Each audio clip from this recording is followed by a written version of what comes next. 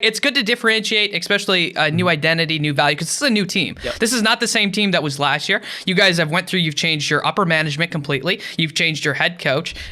You've removed some of the assistant coaches before. I'm assuming you're looking for assistant coaches now. You're changing players up. You've already picked up Roar. And so this is a completely new team. So what's this new identity that's going to be out there?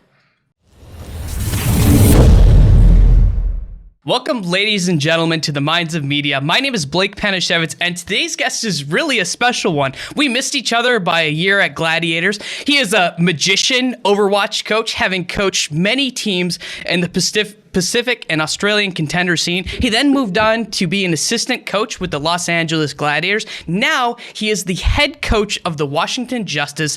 Please let me welcome Seetoh Jian Qing, maybe better known as JohnGalt. Welcome to the show. Hey guys, I'm JohnGalt, and I'm the new head coach for Washington Justice, and I'm going BlitzCon. I'll be coaching Team Singapore, and I'm really excited for that. I'm really excited for Justice. I'm really excited for a lot of things for the 2020 season. Awesome. I'm excited to get you on the show. We're going to talk about, there hasn't been a deep dive into, I would say, you as a person, which I think is what makes this show and my doing content so fun. But I always like to start the show pretty easy, John, before we get into the hard hitting stuff of what your life was like. So I don't know if people know this. You are definitely, I noticed way back when, and this was like one of the coolest things I noticed about you, is that you're at least somewhat into magic, especially like sleight of hand. How far does your love of magic go? I used to dabble a lot. I used to dabble a little bit more in magic tricks when I was younger, when I was in high school. But in Singapore, it's a very hectic life. It's stereotypically Asian, where everyone has to study for 10 hours a day, that sort of stuff. So I didn't really have a lot of times to pursue other hobbies. So magic trick was one of those things I picked up fast, but I dropped pretty fast as well. So did you have any like famous magicians you like? So I'm like really big into mentalism magic and then sleight of hand. So like off the top of my head, it's like Colin Cloud is pretty good, Darren Brown, and then we have like Shin Lim, who's amazing at sleight of hand. Yep. I like Shin Lim, but like I said, I really just dabble. I do follow the FISM, so the people who wins, every year. And I like street magic, but I don't think I have any names I could throw at you. Yeah. Okay.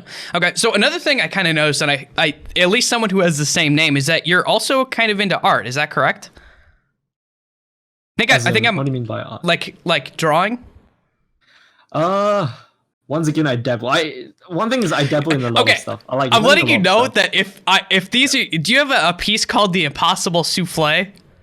Yes, I think so. Okay. Yeah. Okay, I'm letting you know if that's your dabbling is pretty freaking amazing, okay? Like, you have 3 pieces that are at least accessible by the internet, okay? The Impossible Souffle, the Ombre Car, and the Flower Haiku, all of which are really, really good, right? Like, I never thought anyone would, like, bring them up, yeah. Because those were the things that I was doing, I was in the military.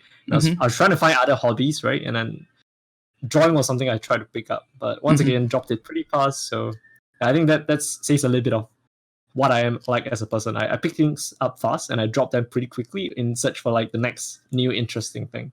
Yeah. But you get to at least somewhat proficient. But I will have to say, like, those are all creative things. Like, you have a lot of creative things. So a lot of people tend to be either one way or the other. They tend to be either very logical or very creative.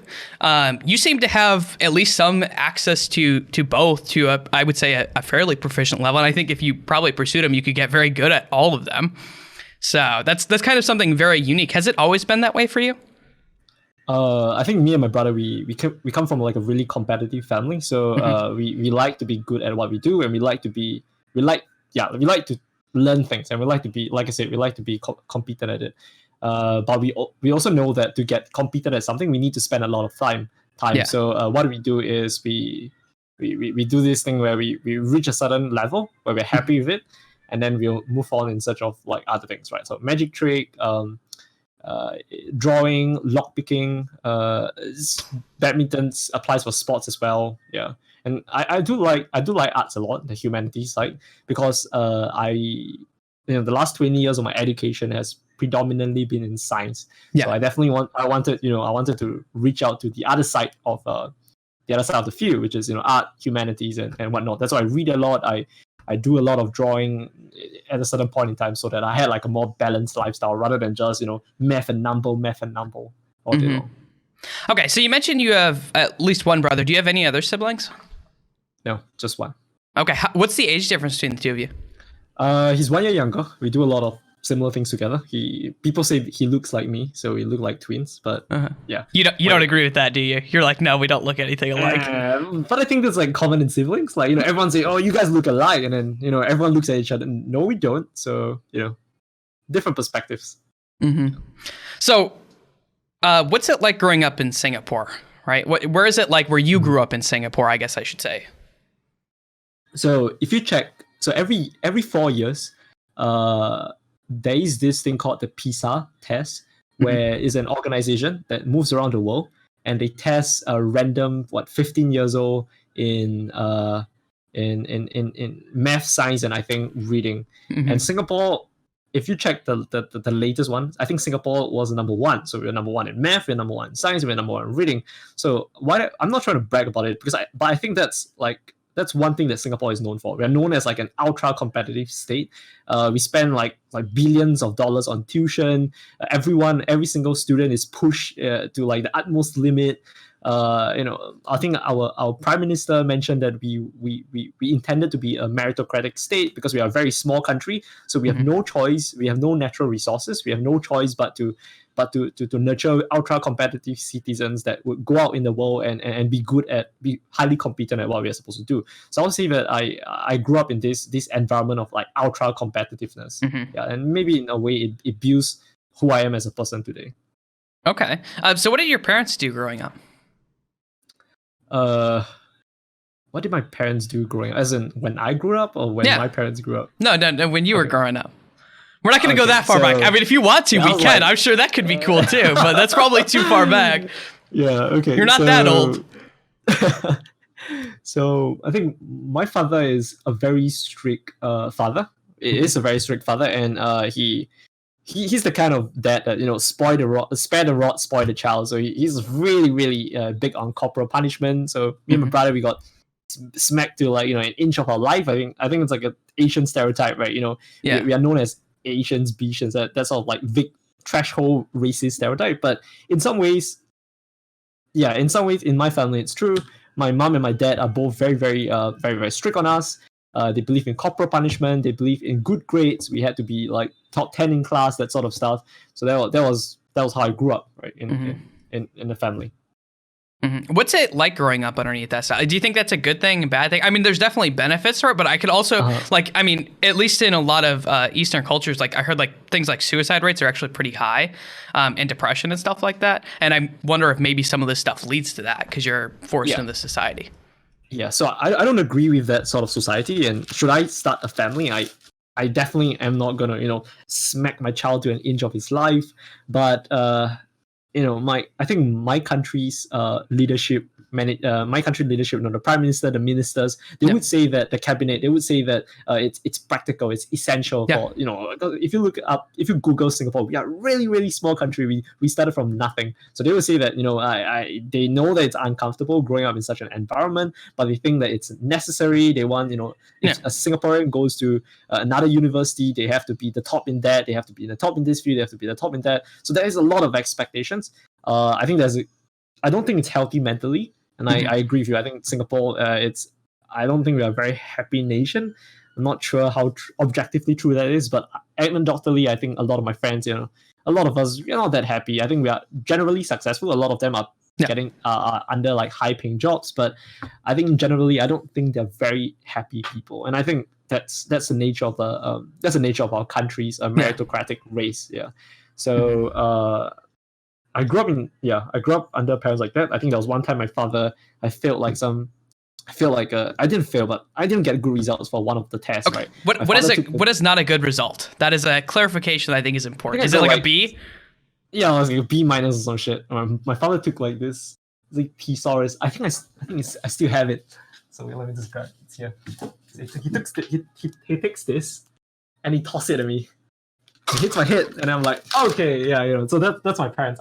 Before I go into like child abuse and everything, I think my father and mom are great. It's a different culture, maybe. Yeah. So, my parents are very strict. Yeah, that's what I wanted to I think that's an important thing. People, like, we always try to look at it from like our perspective, like, oh my God, if someone did that in the United States, that would be like terrible. And yes, it would be, but there's fundamentally different cultures that people grow up in that maybe they're not the ideal for certain things, but they definitely help with other things. Okay, so like when you mention an ultra competitive and at least successful in like how you have to be in life, being the best, that probably helps to do that. That also sounds very military. Like, I won't lie, it sounds very much. I imagine that we're gonna get into your military because I find military fascinating because I wanted to join and I got rejected. So unlucky on me. But kind of going into that, do you remember like the worst thing that happened to you that you got punished for? Like, is there anything in your head that you're like, oh my God, this is by far the worst thing that happened? To be fair, right? I think my parents are very fair. Like, when they punish me, right? There is a good reason for that, right? They told me, they warned me that, you know, if I don't get this result, I'll get punished. If I don't do this, I'll get punished. Yeah. And this was, you must remember, this is years ago. So So I don't think my parents are the same people then. I think they acknowledge that they used to be too strict. I think that's something that I'm kind of happy, because I think my mom and dad, they were like, you know what, maybe we didn't do it the right way, right? We had good intentions, like all parents do, but you know, maybe we didn't do it the right way. And I think we had like a lot of heart-to-heart conversations as we when we grew up, and we addressed these. I addressed these issues with my parents. My brother addressed these issues with my parents, and I think we have a good relationship. Like my parents and I, my parents and my brother, we have a good relationship. But I would say that it definitely built the kind of person I was today. Like how my parents treated me and my brother definitely built the kind of person I was today. Yeah. So I mean, that makes sense. Like you moved. I mean, even if you look at your Overwatch career, you moved quite quickly from just being in contenders to getting onto a team to making a head coach. I think that's good. Can I ask you, what was that talk like when you went into your parents? Like one of those talks where you were like, "Hey, listen, we need to talk about the way that." Like, we need to talk about the way that we were raised, because I didn't like this. What was that like? Because I think that's good for a lot of people. So a lot of people grow up in not always great households, but going back and at least talking it out and trying to work through things, I think is an important thing in life in general, to be able to talk to your family and to work through your family. What was that like for you?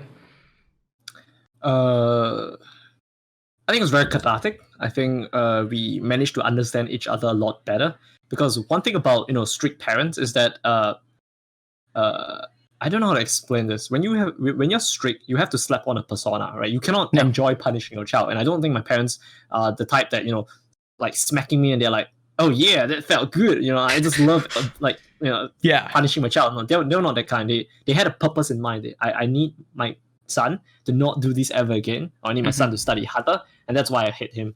So so mainly we were really talking about whether that was efficient, that was or even was that something that I wanted to pursue if one day I start a family. Was that something that I think would be good for my child, right? So it started from like a very mundane conversation, and we realized that, you know what, we are actually having a heart-to-heart talk, because with Asian families, you never had these kind of heart-to-heart talks, right? It's just that they're your senior, they're older than you have to listen to them. So having the opportunity to have this kind of conversation, I think was really, really healthy, really great for my brother and I, and for my parents as well. Yeah, that's something that I've noticed talking with different people from over. I've had people. So Evie Feng, her family comes from Ham Tornado. Her family comes primarily from China. I've had Susie Kim on here, who her family is from Korea, and I noticed there's this aspect of family that kind of runs through at least both of those different cultures. You mentioned this kind of almost like the same thing, where you have to respect your elders and family is really important. What does that family dynamic look like? Because it's very different from most of the states, I would say. Like, from what I've seen about people in different cultures, their association with family is way more important than like my family. I don't talk to like any of them really, very rarely.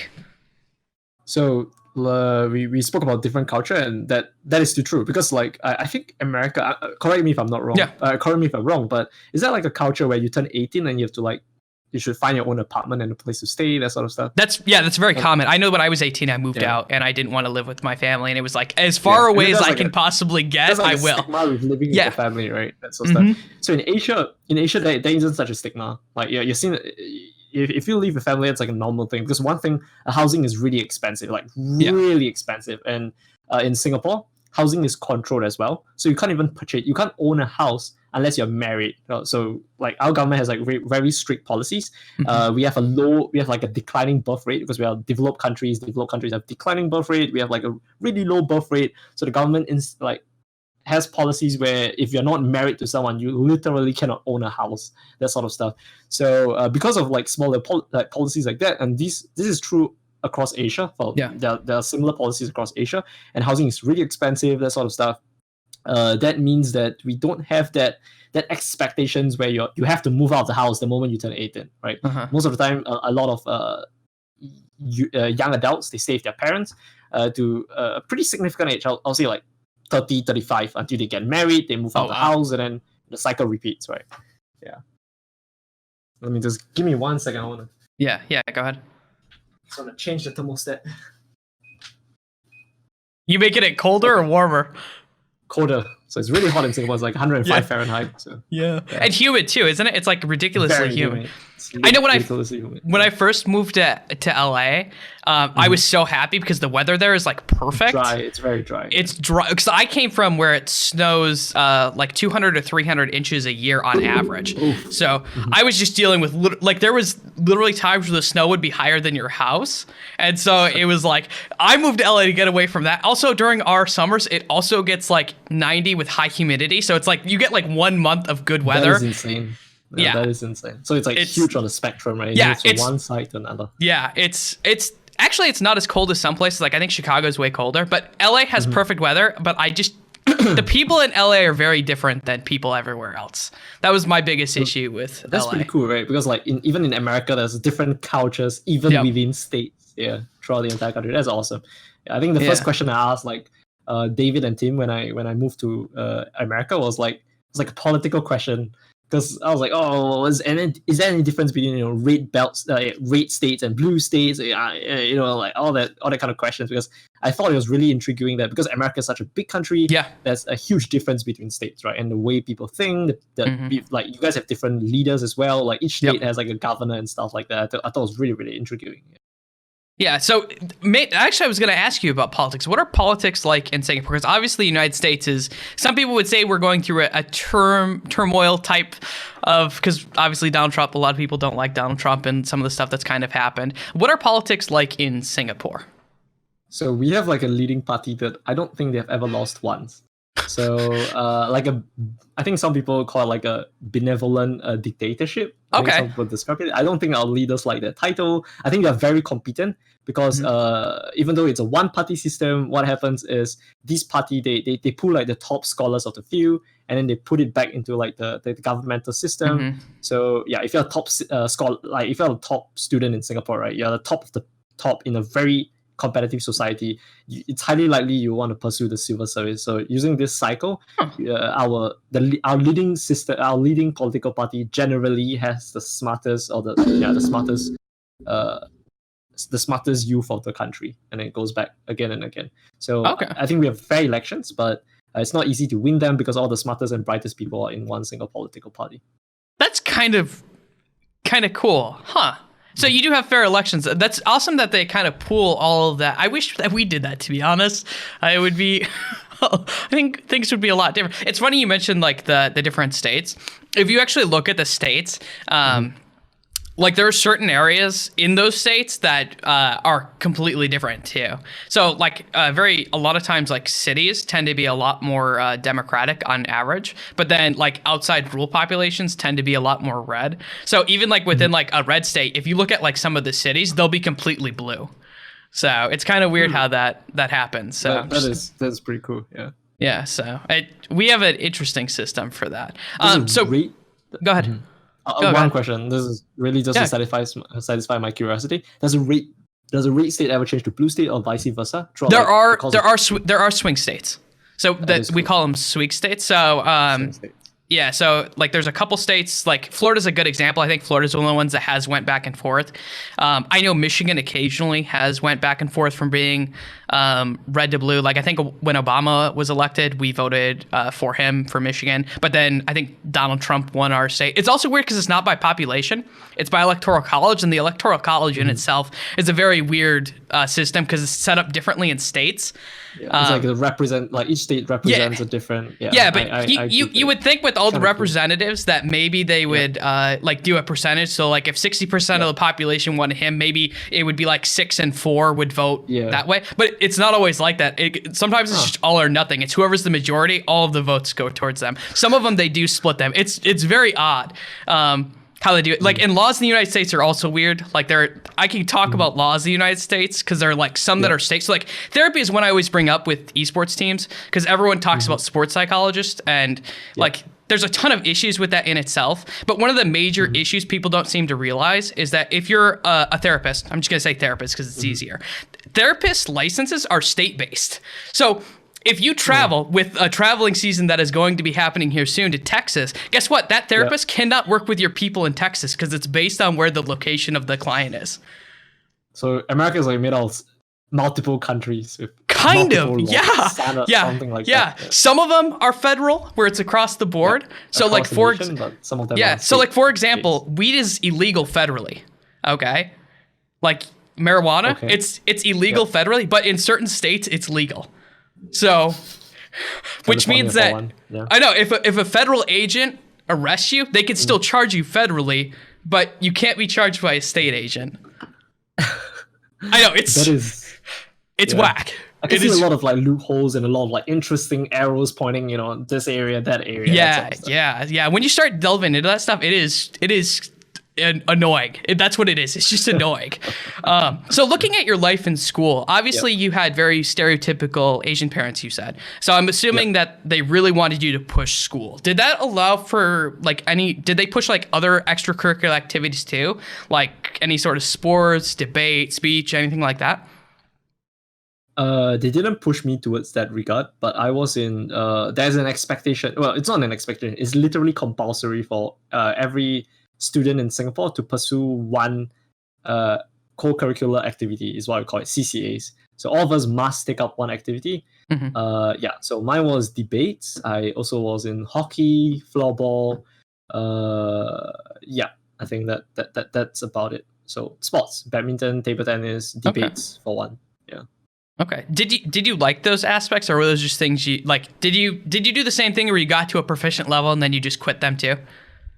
Yeah, something like that. Yeah, but I enjoyed them like tremendously because studying was very stressful. Like no one likes studying, right? Yeah. So those CCAs, right? Those mandatory CCAs was actually like a period of time where you could meet friends and you could like find new friends and compete in things that are not math and science and English. So I think we all really, really enjoyed. I think most people really enjoyed like the community behind CCAs, even if it's mandatory. What's the language of Singapore? English, but we have to learn one more language. So I have to learn Chinese. So I'm fluent in Chinese and English. Okay. What style of Chinese? Some of my classmates will be fluent in English and Malay, for example. Okay. So you have to learn English +1. Interesting. Can I ask why the country's language? Because I'm assuming that Singapore's main language wasn't English all the time. It wasn't. So, it was Malay at first. Yeah. Okay. I think the national language to Malay, but like our administrative language, like the language that we use for politics, commerce, that sort of stuff, it's English. So I would say that everyone in Singapore knows how to speak English. Yeah. That's +1 language. That's really cool and kind of interesting that you guys, I'm assuming because the same way you talked earlier, how you basically need to be the best people. So you probably need a language that is utilized probably across most of the world. And I'm assuming English is pretty high up there. Yeah. So one of our prime ministers, he passed away. He said, English is something that you need for commerce, right? If you want to move to other states, you must learn English, even if you are great at Chinese or great at things. The powerhouse, this was like in the 60s. I'm not sure when, 60s, 70s, 80s. And the powerhouse, the richest nation in the world is United States. And even if China rise, and he thought that he made a prediction that it will rise after like decades, US would still like be a powerhouse through a very, very long time. So they wanted all the Chinese, all the citizens to learn English and Chinese. So regardless of who is the powerhouse, we would have that is so smart. So that's the Singapore leadership, right? But this isn't optional. It's forced onto us. So some people don't like it. Some people detest being forced to do stuff. I think that's like the natural state of people, right? We don't like being forced to do stuff. But I would say that that's our country, super pragmatic. That's a good thing. That is also a bad thing. Yeah. Yeah. I think that's so interesting that you were. What style of Chinese do you know how to speak? Because there's multiple different styles. I can understand Cantonese, and I can speak Mandarin. Okay. Huh. I actually don't know. This is me being uncultured and uneducated. The Chinese teams that are in Overwatch, do you know what Chinese they speak? So Hong Kong speaks Cantonese, Taiwan speaks Mandarin, and China speaks Mandarin. Okay. So have you ever had any conversation with any of the Chinese teams? Have you ever went up to them and like practicing? Yeah. Once in a while, I told Kushe was a good Winston. So I respect some of the Chinese players. I'm very happy that there are finally Chinese players in the league. I think there was always the initial fear that everyone will be Korean, but that's not quite true. I think we are truly an international league, and we're getting more and more international with the homestand. Yeah. Yeah, I think that's really interesting. Do you ever find it funny that everyone thinks you can speak Korean? Because I see it all the time on like Reddit threads, and everyone's like, "Oh, JohnGalt speaks fluent Korean." I'm like, I don't think that's how that works. I'm pretty sure he doesn't. So even in LA, like some of the Korean players, when they don't know who I am and I introduce myself, they think I can speak Korean because that's they just think I can speak Korean. It's I always find it hilarious when that kind of stuff happens. So I'm assuming that military is mandatory because it's pretty mandatory in most cultures or in most Eastern cultures. So what's that like going from? I'm assuming you go from like high school to military, right? What's the gap between there? Do you have to do any like testing to see where you place in the military? Do you have to do any physical training, anything like that? So in high school, another thing that's mandatory is we have to take physical tests every year. So so the year before you enter the military, you want to score well in that, because if you don't score well in that, you have to serve like an extra 2 months, and no one wants to serve like extra military service, right? So I barely passed my physical examination. I think you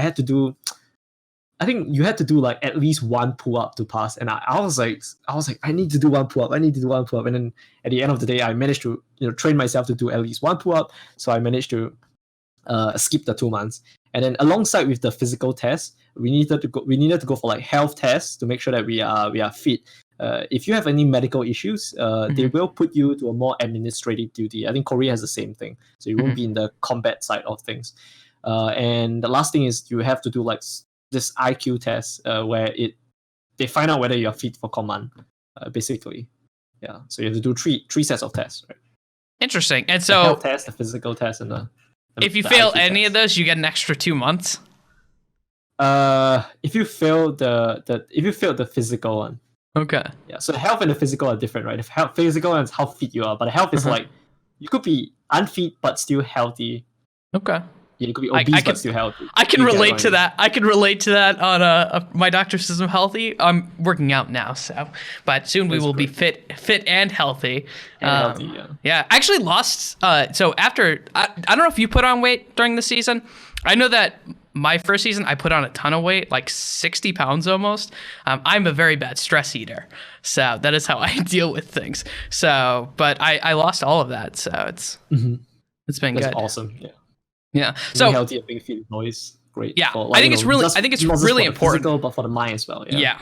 Yeah. I think it's really important. I do not plan on stopping this time, no matter what happens. So, but kind of looking at this fitness, what is going into military?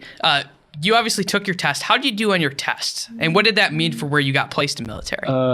You never know how you do in your test. Yeah. So it's really, you just do the test and then you head on to recruit school, which takes about I think 2 or 3 months. So that's the basic training, right? You learn how to not be what they call it. You learn how to not be a civilian, and then you're forced to sort of subsume your identity. Like you're just like one of like you're not given. You're just called like recruit, right? You're not called your name because. Yeah, you're supposed to be part of they want to unit, dehumanize you. They want you to be functionally part of a system, and the easiest way to set anyone up for a system is to remove as much of their humanity as possible. Not sounding terrible, it's actually very effective. I'm just throwing that. Boot camps are very effective. Yep, boot camps are very. The first 2 months, right? Boot camp, right? If you are fat, like if you don't fit the fitness criteria that army sets out, then you have to do 4 months. So like I said, no one wants to do 4 months. So I did 2 months of that. It was I really disliked it, but I don't think there's ever anyone that likes it because boot camp is just horrendous. Like I would say boot camp is worse than even like when I did harder stuff in military, the boot camp is always the worst aspect because you came from like a very cushy life. I was waking after high school, I was waking up like 4 a.m. I'm playing computer games, I'm chilling with my friends, and it's straight from that into 5 a.m. wake up calls, right? And then like 5 kilometer runs and like 50 pounds, 50-pound backpack, 50 miles, that sort of shit. So yeah, boot camp was horrible for everyone, including me, but we learned a lot. So. And that's do you have any stories about boot camp that you kind of look back and reminisce on, like when you see a player who's like complaining, you're like, oh, you think you have it bad? This one time at boot camp, this happened. So boot camp, I think I just remember I puked a lot because even though I was fit, I was literally on the borderline fit, right? So every morning we had to run, I think 3 kilometers. Let me convert to miles, maybe 3 miles. I think 3 miles. Yeah. Maybe? Yeah. Sorry, we ran more 5K. I can't remember exactly. I think a 5K is 3 point something miles. Yeah, 3 miles. So we ran a decent amount every day in the morning, and then we ran more in the afternoon, and we ran more at night. And then I remember I puke. I just puked every time I run because I just wasn't fit enough to run at the pace that they wanted us to run. And so a lot of puking. I don't think bootcamp was that hard. It was more of like the change that was hard. When I was training to be a non-commissioned officer, like in command school, that was harder. But by that time, I was already like a soldier, right? I was already used to boot camp, so yeah. Okay, so you go through boot camp. What's the next step? So after boot camp, depending on how well you perform in boot camp, depending on the test you did prior to military service, you go into command school. You go to either command school or you become like a regular infantry medic, like a normal corporal, lance corporal. Okay, so I take it you did pretty well in your tests. I did decently enough, I guess, that I was given an opportunity to pursue command school. It wasn't an opportunity. You have to say yes. So I was gonna say, okay, was it an option that you could be like, no, I just want to be an infantry. I don't want to do this. So I went to command school and then I learned more stuff, like more guns. I learned how to talk to people. You are expected to talk to people in a certain way. We are given like a code of conduct. We are given we learn how to how to lead a group of 7 men, like basic section leader stuff, basic sergeant stuff. And that took I think that took a lot longer, 7-8 months. What's that like different from, I don't want to say the normal world because it's a very secluded, but what's that different than like other aspects? Because you're taught this form of leadership that is very effective for the military because it's what it's meant for. It's meant to be very, and I can see there being some good uses for it in other areas. I've actually said this before, that boot camp is not all bad and some things are actually very useful in certain areas, but some things are really bad. So knowing that leadership style that you were taught, what are some things that would kind of happen, and what are some things that are actually useful for people to kind of know how to do? So one thing about command school is that everyone in command school, they did decently, right? They are fit, they are very passionate and driven, because if you don't seem driven or passionate in boot camp, you're not going to get the chance to go to command school. So I think it was a lot different. Because in boot camp, there are some people that just wanted to pass the 2 years uneventfully. But there are some people that wanted to try their best in everything, right? They wanted to be the marksman, they wanted to be the leader, they want to be the everything. So command school, you have people that you have an entire battalion full of people like that, right? So that was different because now you're competing against people who wants to compete, who wants to be the best, who wants to be leaders. So I think you learn a very different thing there. And also, not to mention, I think out of like a platoon of 20 plus people, I was like the smallest size guy. I was the lightest, I was the smallest. So it was not fun for me because I was always the last guy, that sort of stuff. So I'm not gonna say, I'm the fastest guy, I'm the strongest guy. I was actually like the last guy in almost every single route march and every single physical test. Yeah. Okay. Why do you think that was? Do you just have a hard time putting on like weight to get stronger, or did you just not really want to try it that much? No, I definitely want to try. The army feeds you like they feed you a lot of food because they want you to gain weight. But I have problem gaining weight. I think I have like really, really fast metabolism. One of the doctors said, maybe you should do a test. But I think I have really, really fast metabolism. So no matter how much I eat, right, I've been trying to do like 3,000 calories, 4,000 calories every day. I definitely have a bit of problem, gaining weight. I won't lie, I'm a little bit jealous of you, even though like it's like the opposite. I can eat very few calories and put on weight, whereas you're on like the other end of the extreme. Like if I eat like above 1,800 calories, I start putting on weight. It's like insane. So I'm a little bit jealous of you only because I like to eat food and it is my favorite pastime in life. We were based in LA, so LA has great food, right? So except for pizza, their pizza is garbage, and I heard their Chinese is garbage too. So, Chinese food is not great. Yeah. So their pizza is definitely, anyone who says LA has, like, there might be one or two places that can do like acceptable pizza, but I'm telling you, the pizza in LA is garbage as well. So, I do like the fast food. Like there's like In-N-Out, there's like Shake Shack. I think there's a huge option of fast food you can choose from. I like the burgers from there. Yeah, burgers are good. I don't like In-N-Out as much as I like Five Guys, but that's just mine. But it's also incredibly unhealthy. Chick-fil-A is amazing. True. Oh my God, the milkshakes at Chick-fil-A. That's what gets me. Oh my God, you make me crave food now, John. It's not fun. Looking at, you mentioned command school. As you're going through command school, obviously everyone's kind of learning to be a leader and take over. Like, is there a point where you actually get your own group of people that you're leading all the time? In command school, you sort of take turns. So you are leading, but every single week, a different person steps in to lead the platoon. And those leaders, you are given like a temporary rank, right? But it's never fun, and you sort of never want to be in that role, because if you're in that role, the sergeant majors, like the officers, the higher ranker, they really lay it on you. So they're like, if we have to wake 5 a.m., these guys have to wake like 3 a.m. that sort of shit. So it's to sort of replicate the if you're a leader, right, you're not the guy who does the least. In fact, it's the opposite. You're a servant leader. You're the guy who does the most, right? You do more so that your man gets to do like less, or your man gets to work more efficiently. So every single week it rotates, and every single week someone gets like fucked by the guy. Oh, is this like a no? You can swear. I don't give a fuck. You can swear all you want. Yeah, you can swear. Have fun. Yeah, every week some different guy gets like hard fucked by like the superiors, right? Why are you late? Why are you doing this? Why are you doing that? So, 3 extras. Lots of punishment on this guy. So everyone sort of dread having their turn comes in command school.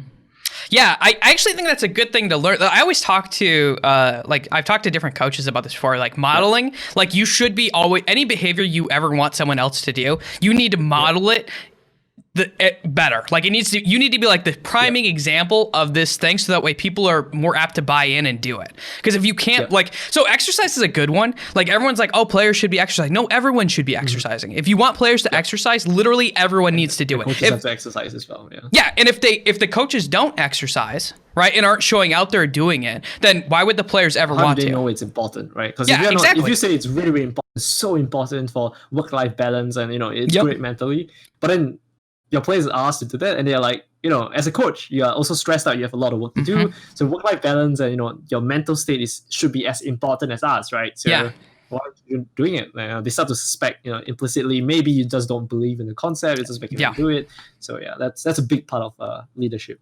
Yeah, I think that's something with coaching I've always found very interesting, is a lot of times people like to do the do as I say, not as I do. And just like through behavior science itself says it's a very flawed model and does not work at all. Like just looking at it, it's very interesting that some people take that approach. Whereas if you're really going to be a leader and do these things, you have to put that's one of the reasons why, like, even like when I was with Gladiators, I would work out with players. And I was like, okay, if I'm going to ask you to do any of this, then I will do the same thing.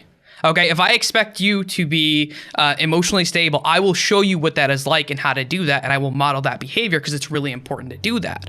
And I think that's an important aspect of, like, we need to model and be the best people that we can be, so that way players can also be the best people that they can be. So, rant over. Agree. Rant over. Occasionally I get on mini rants, John. I'm sorry. Looking at after command school, where did that lead you then? I was given a unit, like a unit to be a sergeant in. Yeah. And I had a group of 6 people under me. And then I worked with them every day. We trained, we prepared. At some occasions, even needed to fly overseas for more training. So it's just training, more training. But in this case, you're given your rank and stuff. So if any day, right, let's say touch wood, Singapore activates to go to war. And I think there was a couple of times where we were kind of close, right? Where, our bordering neighbors, there were a couple of like, sort of almost skirmishes. So yeah, it's kind of like North Korea and South Korea. So you are expected to always be ready. So we train every day to be ready during that time. And even then, after the army, I don't know whether you know this, like we still have to report to the army once a year. Really? So yeah, it goes all the way until you're 40 years old. Yeah, wow. 40 or 50, depending. So being in, did you already do your report to the army, or does that have to come up for you? So I did it twice, but because I'm working in LA, I get to push it. Okay. I get to push it. So instead of stopping at 40, you have to stop at like 42, for example. Yeah, so I still have to complete my cycles. Every year that you're in LA, you just prolong your Oh my god, that sounds something like that. Yeah. Well, JohnGalt's gonna be 40 and he's gonna be stuck in there till he's 80. He's gonna be like, I'm gonna be an old man by the time I finish my military service. So the training you mentioned, the military training that you guys did, was it mostly for combat? Yes. So like fire movements, how you move as a squad, where you're supposed to flank. It's not just a combat, right? You learn like other guns as well. You're also teaching your men other guns. Yeah. So you're teaching them the machine gun, the light machine gun, assault rifles, that sort of stuff. Like taking them to marksman tests, learning how to operate in a company. So there's operating in a 6-man unit, there's operating in a 30-man unit, there's operating in a company. So there's a lot of things to practice. It just never ends. And you have to be fit on top of everything. So there's physical training and there's like strategic training. So it just goes on until. So I take it the sergeants are all the people who come from command school, and then the people who are underneath you are all the people who come from infantry, right? Yeah. Okay. So kind of looking at this, and this is kind of a more deep and almost philosophical question. I know how the army kind of does it. You're obviously preparing for war. Okay, that's kind of you're worried about your borders and stuff like that, and you're preparing for war. How do they try to hammer into you that it's okay to kill someone? Because there is some psychological aspect that you have to break down in people to have them be okay with this fact that I'm going to be killing another human being. So the way the army does it is they dehumanize people. So yeah. So even though I say we are preparing for war, I think right now, politically, geographically, and diplomatically, I think we are in a good place. Singapore is like a friendly neighbor of the world. So war is not, we prepare for war, but touch wood, we hope war never comes. And at least in the next 2-3 years, it doesn't look like it'll come. So I would say that is the general state of like the people training. We are given classes like rule of engagement, and we are we try to simulate combat, and then there are also like certain times where there you go. Second, and my monitor just went out. Okay, certain occasions where we have to we'll do like a combat simulator where we have like a couple hundred people versus a couple hundred people just fighting each other, and then we have gears that allow us to simulate who gets hit and who doesn't, right? But it's never the same as actual warfare, and I hope it never comes to the part where we get tested. But so I think, like I said, I think we train for that by the dehumanizing aspect. I don't think there's anything more, but neither is there anything less. So are we it's prepared for war? I guess we can't really find out until the war starts, and we'll find out whether all these training is actually like helpful for us. But hopefully we never get that day where we find out. Yeah. I know that for the United States, it's at least very, because like my dad did military, and actually most of my dad, my mom, my grandfather, a lot of my family's military. And this is one of the things that they talk about is they would like, it's very common to use like different slurs or racial things for other groups that you might be going up against. And it's the reason that they do that. And this is terrifying, but also on like a level of intelligence, is if you remove the name from someone and you put something like degrading on them, the value that you have for that person's, like if you know you're going to kill someone whose name is like Joseph, right? That has meaning to you, right? And Joseph has 2 kids that you're removing him from. But if you can remove those kind of barriers, if you remove those barriers. Yeah, I would say that in the military, people change a little bit, like how they conduct themselves in the military. Because, before that, I was in school, everyone just speaks like a student. Once you go in the military, people started to use like dialects, like started to use curse words and shit. So people were very aggressive in the way they speak as well. Yeah. And then there were, of course, fights in the army. It's more like masculine, not like testosterone driven. So the way I speak now, like as a sergeant, I speak differently. I don't speak the way I'm currently speaking now. So, and you expect to speak differently. I can't speak like that to my men and command the same amount of respect. For example, I had to be more aggressive. I had to be more decisive, and this is what I want, and this is how we're going to do it. If you don't, I will punish you, as in my role as a sergeant, that sort of stuff.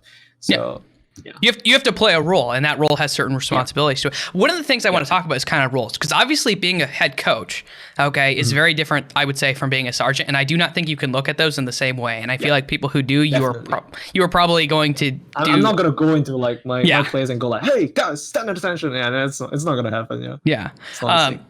So what is those, like, obviously we've talked a lot about the military. I want to kind of make a comparison. What's it like to kind of coach players? Like, how do you have to change that persona? Because you have the drill sergeant, JohnGalt, okay, but then we have the head coach, JohnGalt. What does that look, how does that look different? So even though it's not an entire parallel, it's not exactly the same. I think there are a lot of things you can take away from being in the army, right? How to talk to people, how to get people to respect you. I think there was like recently a Twitter that let me see where I can find it. There was like a Twitter post. I think Jane, like the coach from Dallasville, he liked it.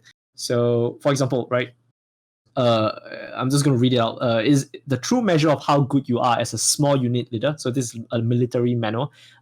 A true measure of how good you are as a small unit leader lies not in you or in your superior, but in the unit, in the soldiers of your unit, in your followers. So so the description of condition, blah, blah, blah, blah. When all your soldiers score high in each of the following tests, then your leadership is up to standard. So good leadership is not based off a single person. If you are able to give good speeches, if you are able to move in a certain way, talk in a certain way, it doesn't mean jack for leadership, right? You can only see good leadership. You can only tell whether that's a good leader based on the people under you. So if the people under you are confident in their own ability, if the people under you are confident in the ability of their other soldiers, their other teammates, or their other players in Overwatch, if the people under you are confident in their own skills in Overwatch, and the people under you are confident in your leadership, when the people under you have all these conditions, then that proves you are like a good leader. So even though not the same, right? Being a sergeant and head coach is not the same.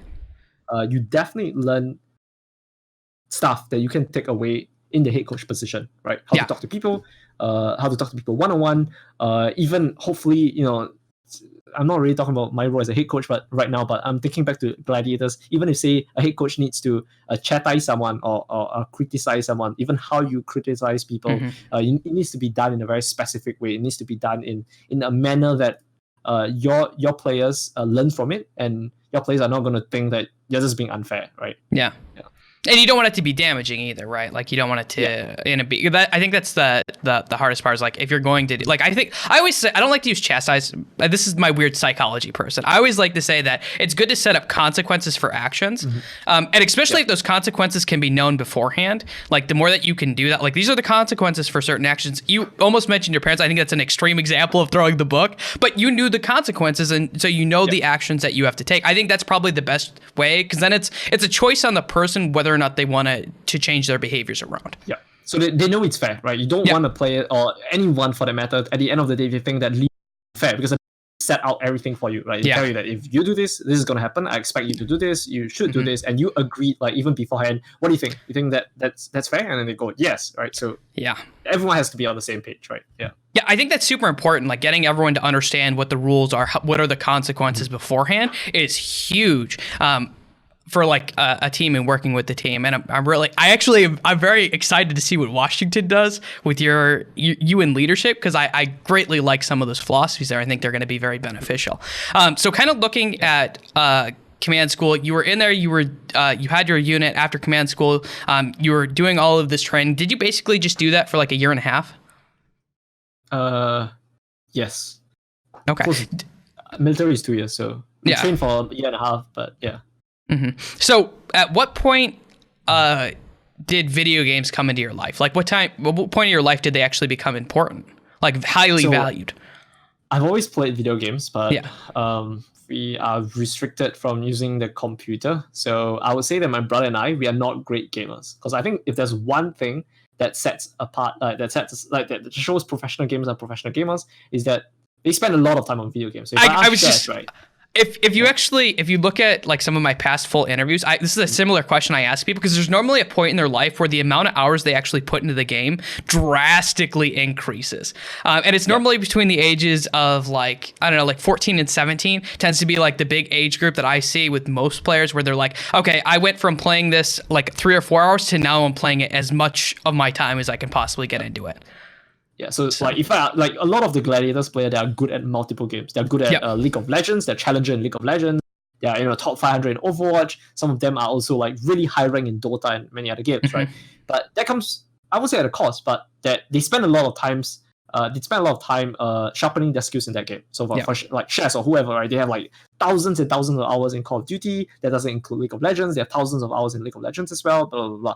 So I don't have that same amount of hours. So I am not as good at video games, but I'd like to say I learn things relatively quickly. So when I started Overwatch, I'll say I started gaming when I was in college. Okay. Yeah, so I was like a very late starter because college started at like 20. Was college after military then? Yes. Okay, how do you go from military to getting into college? Because that's kind of important. So you apply for university before you even enter college. Yeah, you apply for college before you even enter military, and then once you enter military, the school puts you on hold for 2 years, and then they start your study.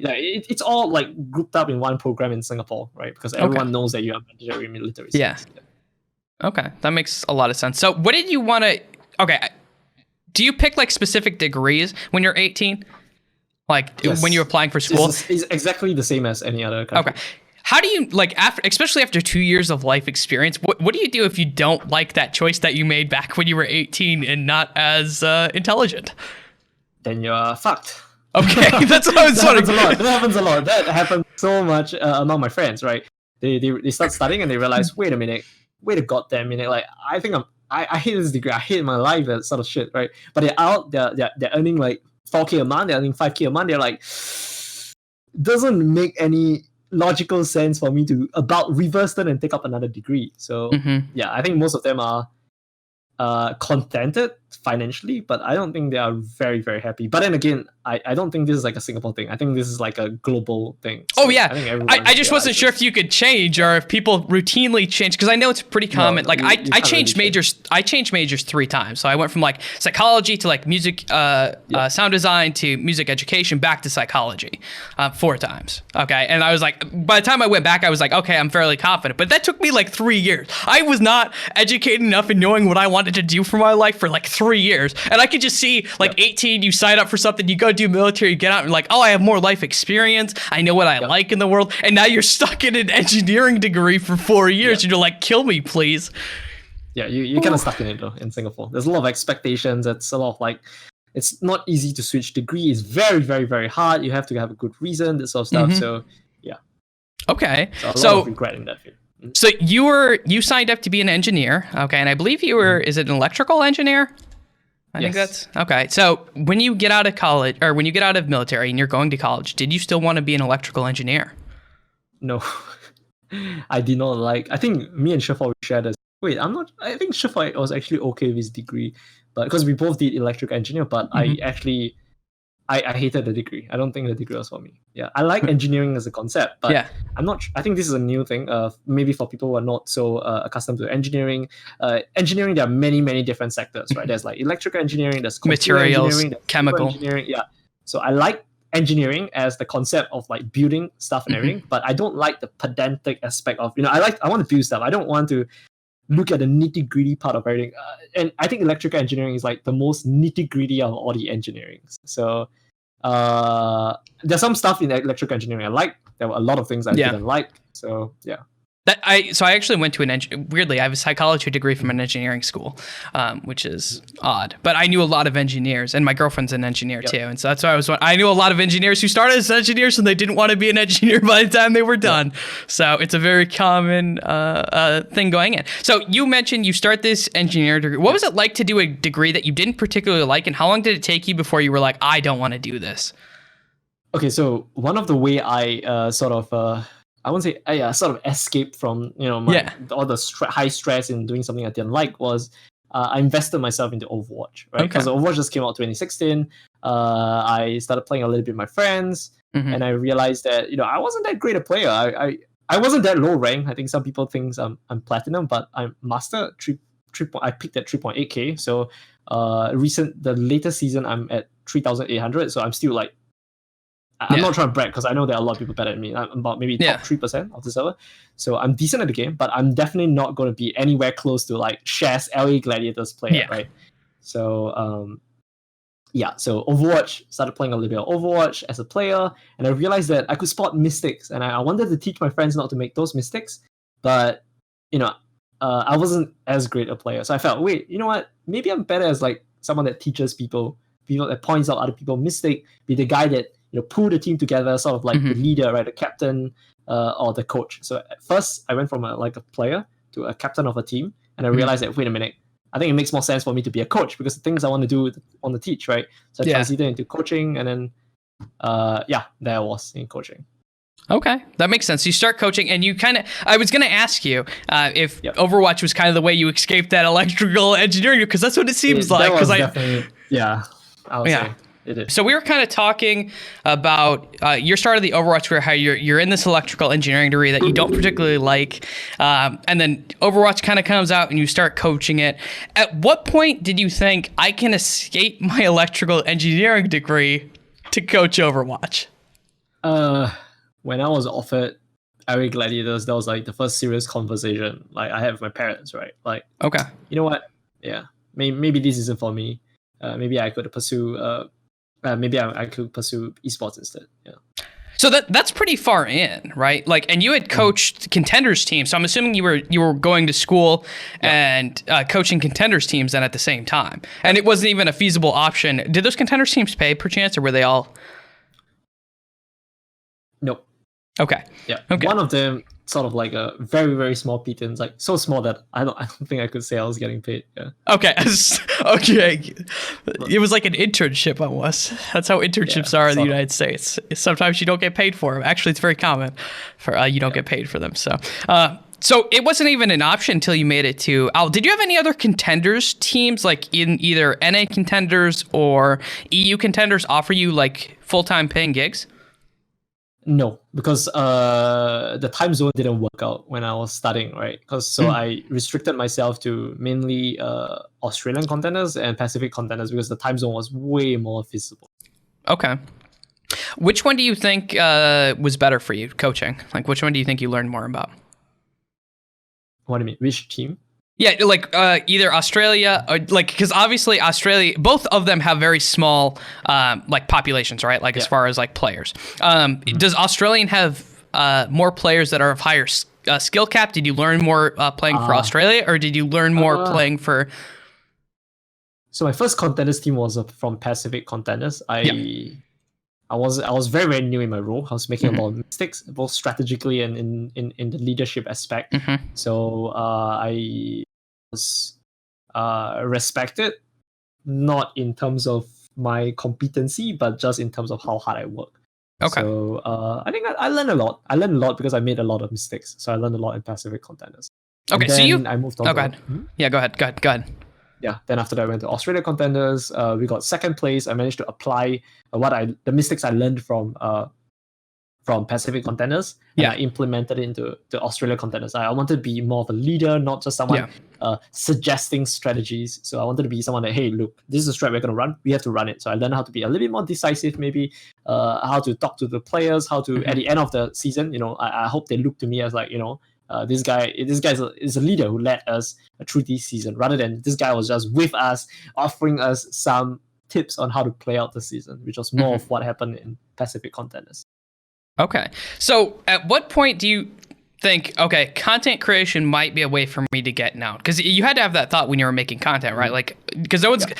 I actually had Gumba on the show, who his episode released already. And one of the things we talked about was that Australia doesn't get scouted at all. And he believes that there are actually some really good talent in Australia, and they do perform really well, but they don't ever get scouted. I'm assuming this is kind of true for coaches to a degree, that why would you scout out there? Did you start making content in order to kind of get yourself out there so people knew who you were? Yeah. So I felt that, I mean, I was always making content, but I think I ramped up the pace. especially after I found that, wait a minute, Jane is working for the Dallas Fuel. This is really important, right? This is really, really important. So I definitely try to put myself out there a little bit more. And I don't think that actually got me my first job in the Gladiators, but it was helpful The experience was helpful in the content creation aspect. Mm-hmm.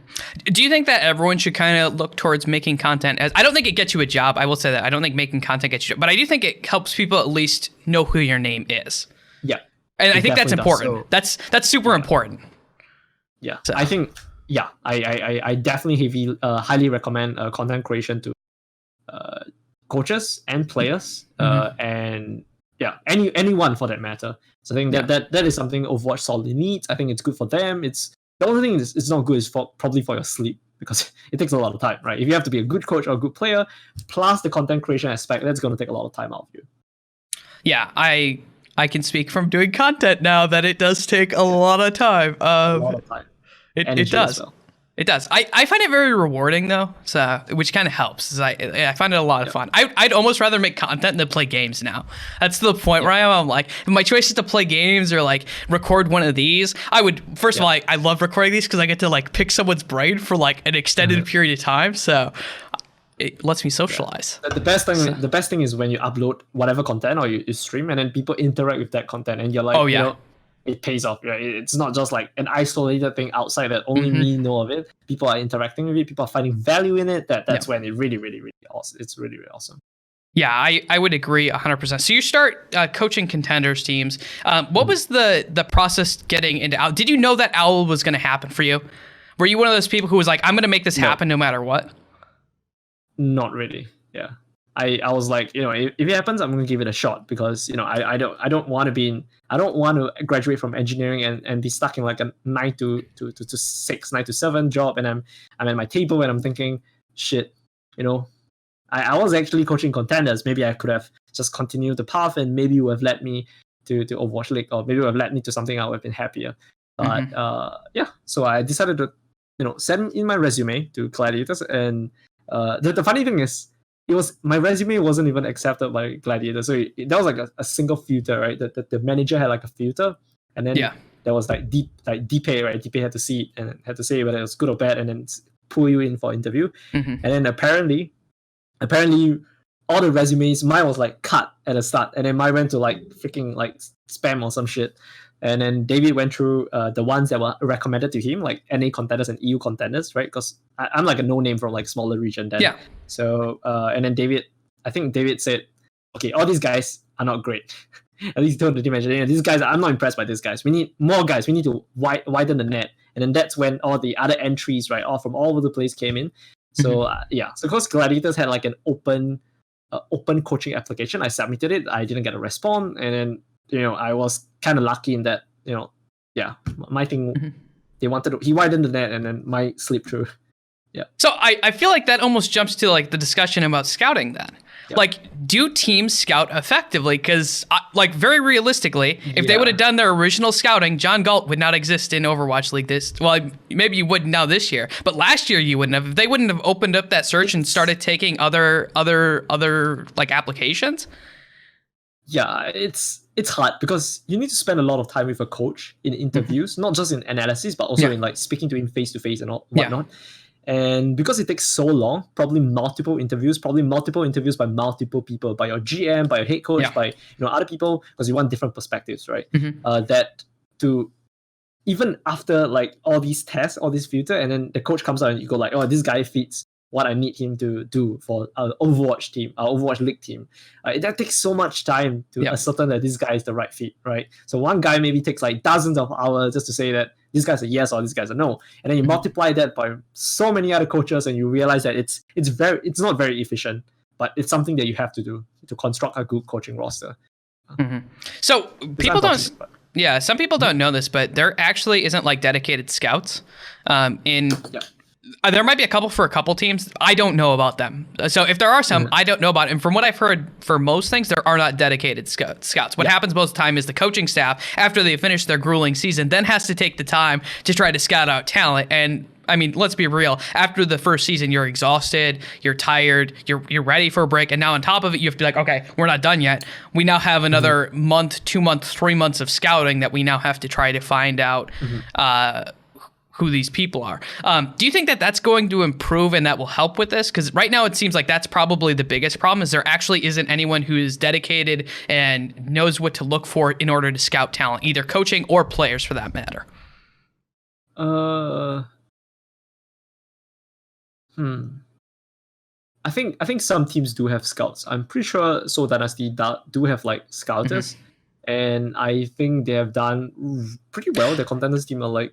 They also have like a bunch of tier 3 teams. I'm pretty sure like Seoul Dynasty specifically has like 3 or 4 tier 3 teams that I think they also use for scouting. Genji, okay. Yeah, so I think they're doing a pretty decent job at it. I think they're definitely like ahead of other people in the field.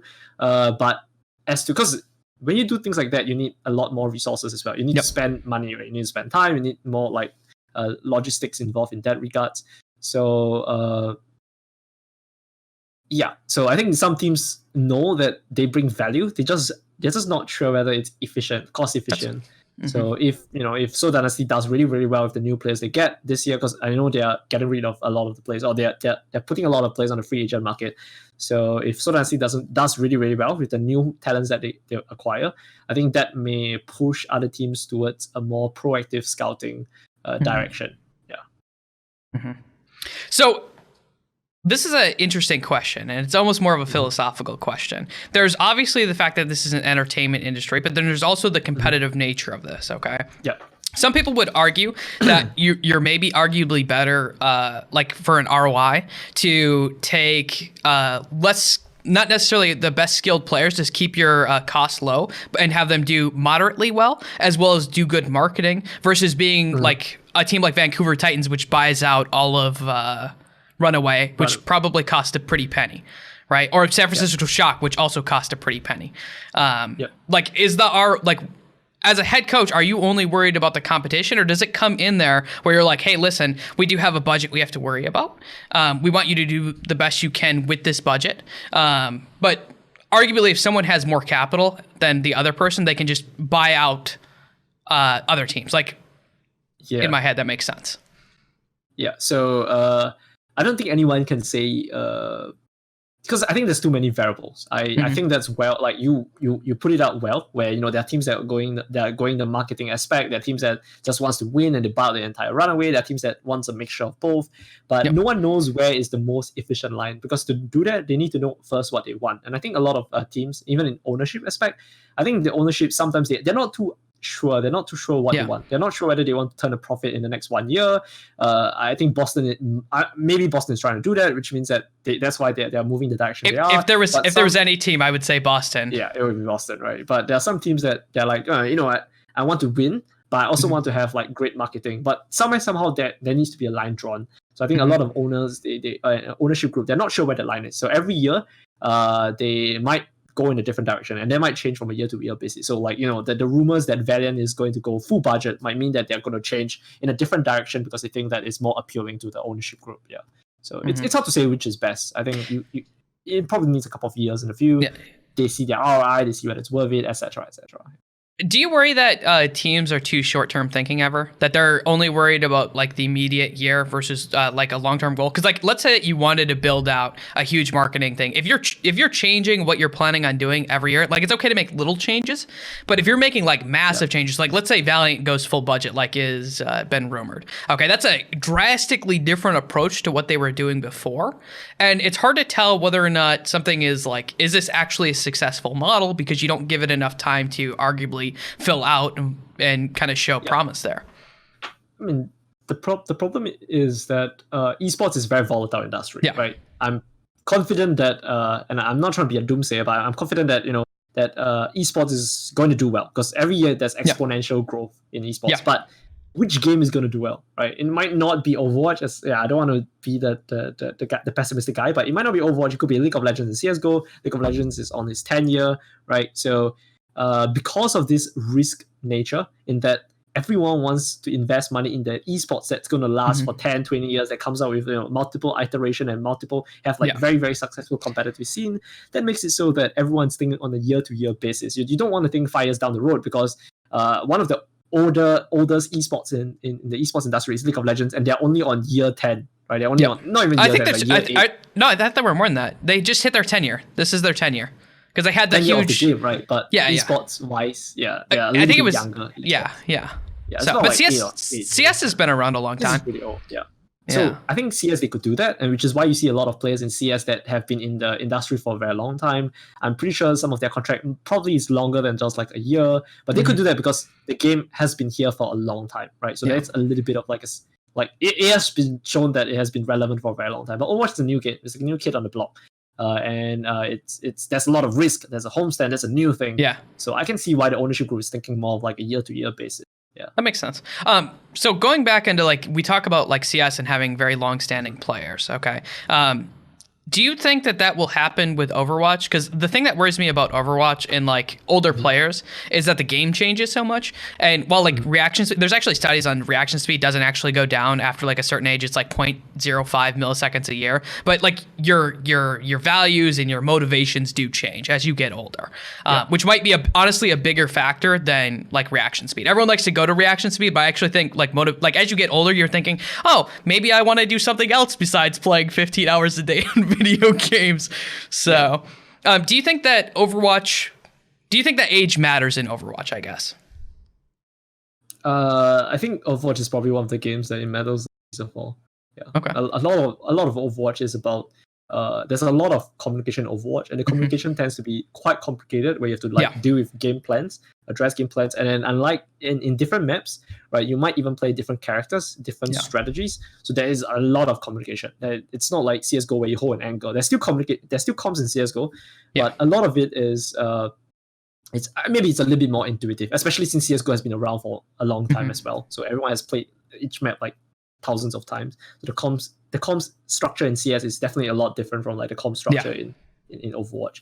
So I think Overwatch is more of like it's a game less about reaction and more about there is like the chess side of it, where there's a lot of setup, there's a lot of communication, there's a lot of like micro teamwork. So I would say reaction is actually not that important in Overwatch. Okay.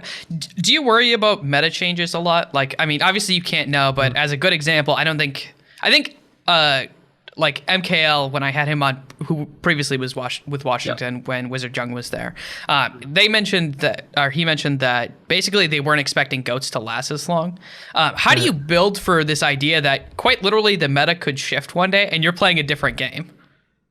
Yeah, so even in Gladiators, when I joined Gladiators, we had the coaches had long discussion, and we were very, very confident that the meta was shifting towards a flexible meta, like a very versatile meta. So we still had hydration, we had Surefall, we had hydration for that year. We have Decay as well, and Decay was seen as not just one of the best DPS, but was also one of the most flexible DPS. Right, there were other DPS like Ding, who was a really, really good Pharah and a Doomface, etc. But Decay was the guy we wanted to pick up because he could play everything. He could play Tracer, he could play Pharah, he could play Doomface. So that was our theory, that being flexible is really, really important.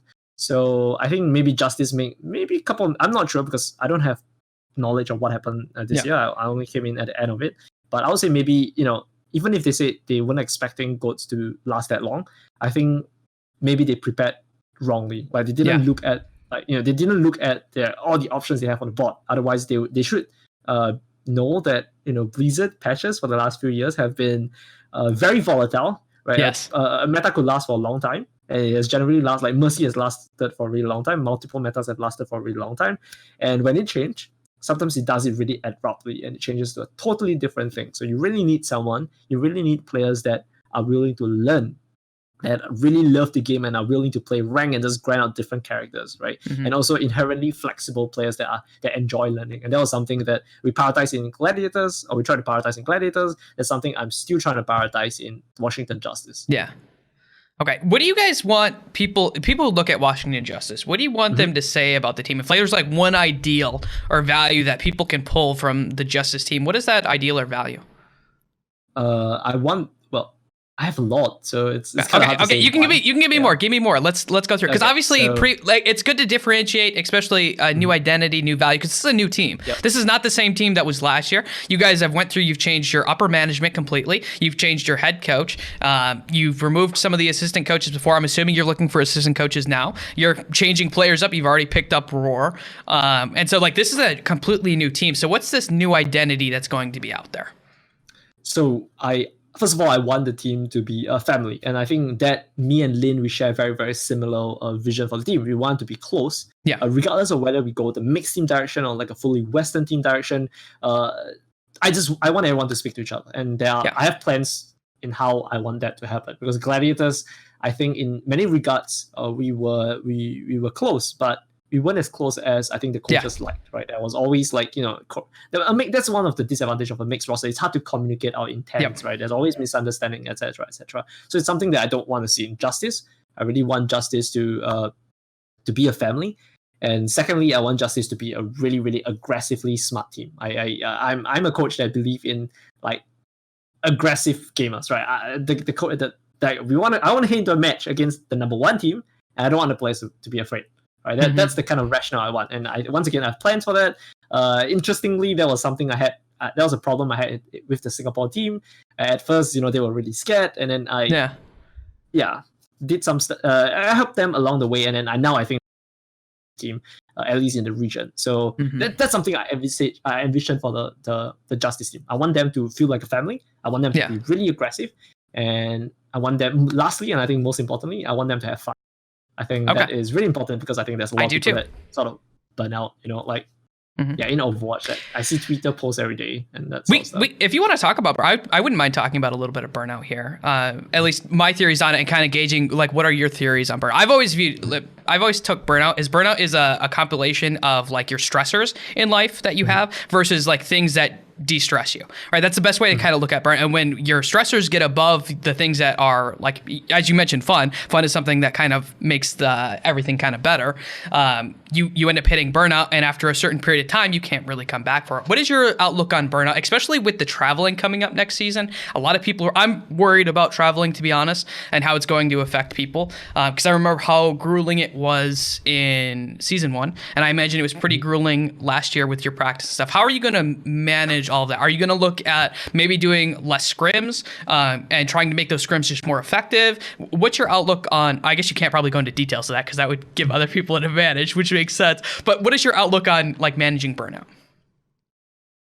So Gladiators, we had players, or at least I have experience with players that they look at scrims, they look at practice sessions, they look at matches like a job. Right, and that's not. I don't think that's like a healthy outlook. I understand why they do that because they've been playing the game for some time. They might not agree with everything that Blizzard have done, like with the game, so they don't enjoy the game as much as they do. Yes. But even in Justice, I'm looking for players that enjoy rank. So even without talking about stress, right? I'm looking for people who just love the game, right? Regardless of what happened, they like firing up a rank game right after practice. They like firing up a rank game at night. They actually really, really do have fun with the game. So I agree with the stress part. And Gladiator Justice is the 9th team I've worked for, the 9th team, and I realized that a lot of players that burns out. I agree. They generally have stresses. It could be family, it could be expectations, it could be bad teammates to work with, like teammates that they don't have fun because a bad team just keeps on criticizing them, that sort of stuff. It could even be like incompetent coaching staff. It could be coaching staff that are too strict or just bad at what they do, right? So all these really, really leads to burnout from a player. So that's why I want to be a family, right? So I don't want to have any bad teammates, right? I really, really don't want, and I'll be strict on that regard. I don't want any member of Justice to be that teammate that no one wants to work with, right? And I want, of course, like I said, I want them to have fun. I want them to come to work every morning. They finish playing Overwatch, they go back, and I don't want to sound like a slave driver, but I'll be happy if they play Overwatch with distress as well. That's something I'll be happy with. You're looking for people who are intentionally motivated to play the game, where the game isn't a stressor, it's actually something that is a de-stressor, almost like something that they look forward to. It makes 100% sense. That is really good. That's something that I think that's something that Shock does a lot. Like if you look at Shock players, they all play a lot of rank. If you look at the rank leaderboard, right, last season in during Overwatch, like all of their players are like top 50. They all have like 150 games. And doing interviews, they tell the interviewers that, I love the game. And that's the kind of players that I think we want, and I think it's important. So you value mentality at a fairly high regard then? That almost on par, I'm assuming, or at least maybe even a little bit, maybe just a little bit lower than mechanical skill. You think mentality is probably up there with value for you then, right? Yeah, it's really, really important. To have strong mental means that you are a better teammate. To have strong mental means you're a better player individually.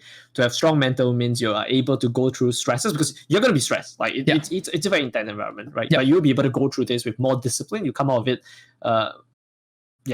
less harmed by all these events. I like that a lot. That's really good. I was going to ask you something. I totally forgot because I got so excited with your answer. So that is a little bit. Hang on, give me a second here as I take a break and kind of recombobulate for the great answer that you gave me, John. That makes me so happy inside. Do you think that other teams are going to be? Do you think we're going to see? Obviously, you have your approach, which I think is very good. Do you think that you're going to notice more burnout coming this next year with the travel?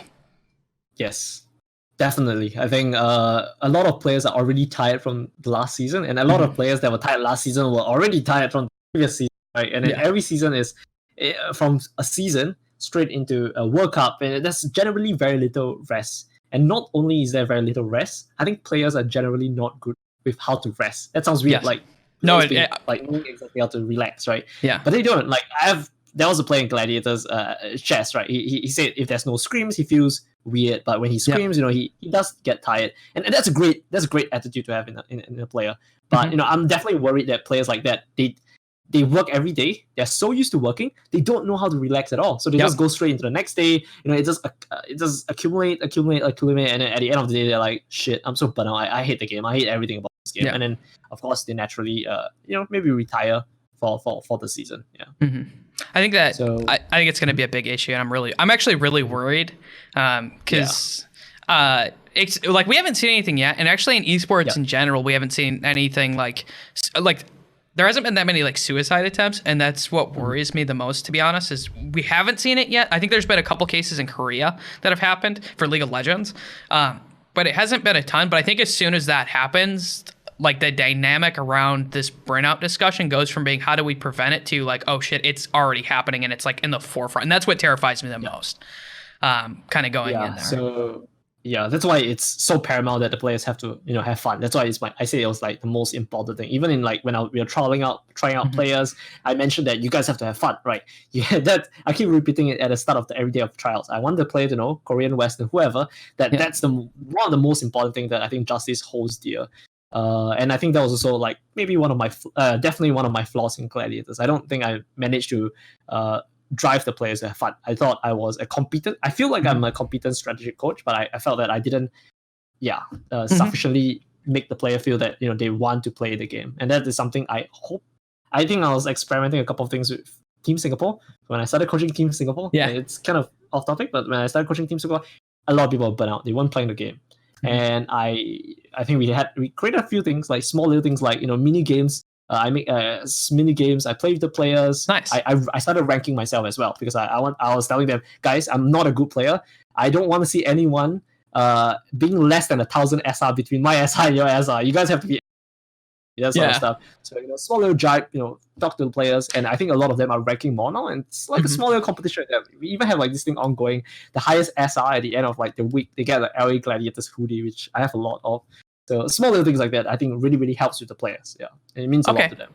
I want to ask you something else about your coaching. What do you think the relationship between a player and a coach should be? Because boundaries are something that I think you have to be very careful with boundaries, and how much those boundaries blur between being a coach and being a friend, right? Where do you see the relationship between a coach and a player? So there was, in my time in the army, there was a superior I really, really, really respected.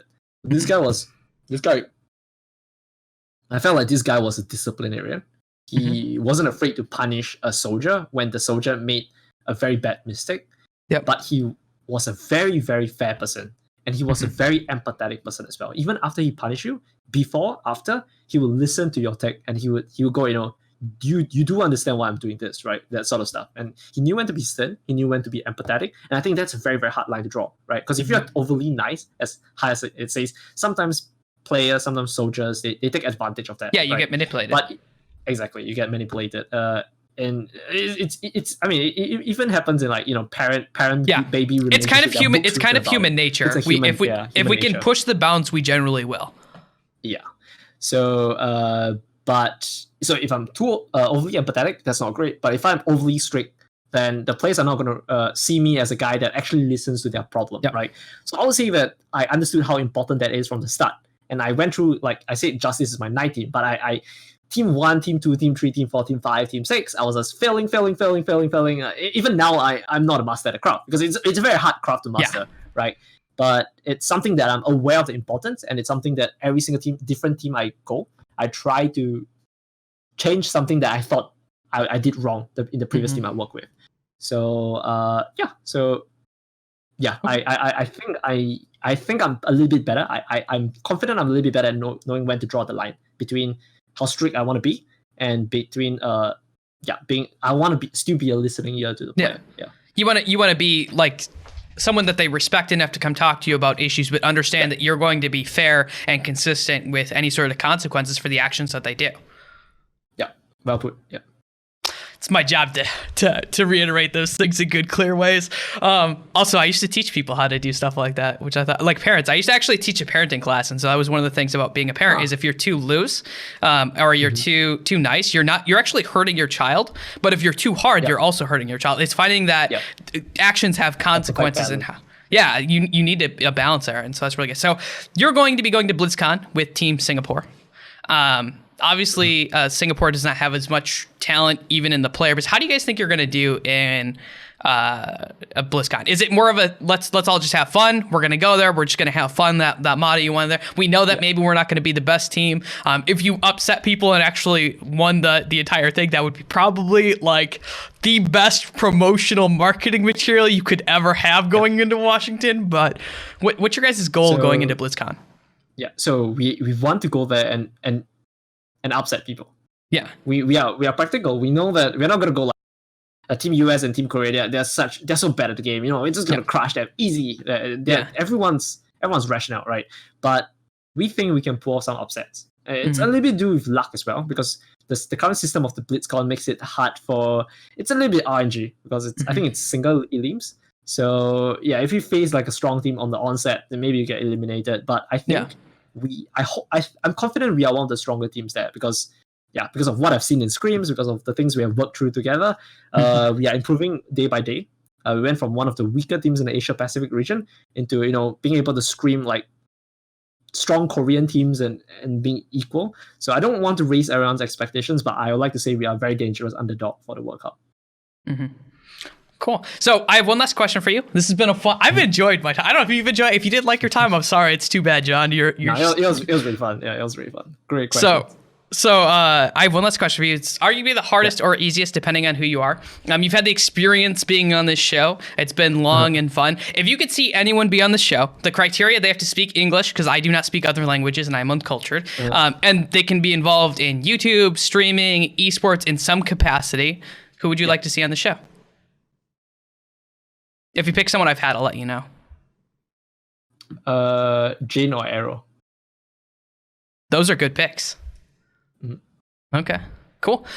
Well, that's all the questions that I have for you, John. It's been a pleasure. If you would like a soapbox to go plug all your stuff or say something, now's your time. I normally don't get it, but if you want it, you can have it.